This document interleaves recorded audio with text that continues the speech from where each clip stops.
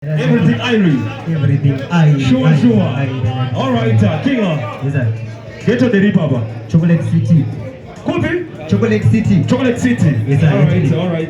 Is it that the Ali? Blakey.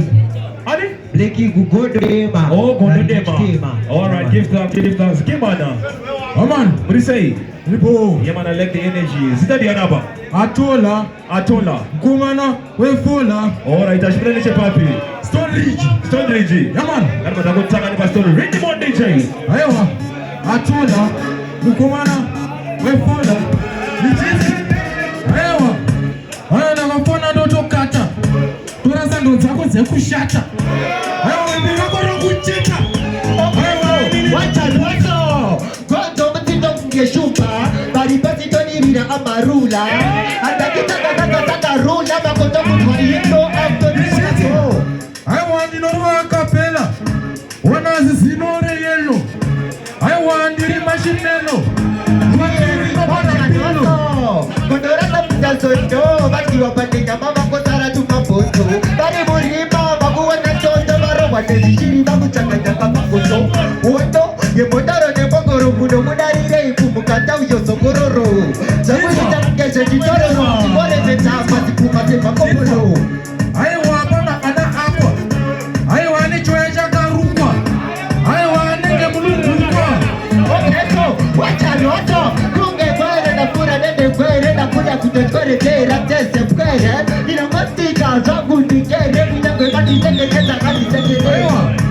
I was mambo mazinaramba.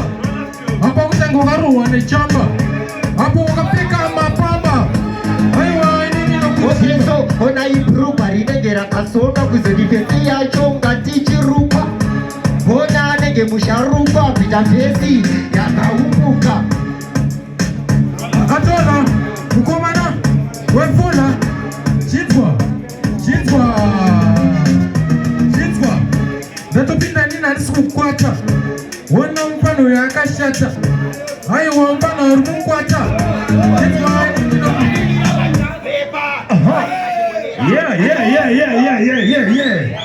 Yeah man, no bad feelings. One thing you have to know about music, it's not a competition but it's a fire mission, right? So we're gonna share about my feelings, we are here to entertain. Chaunga chese.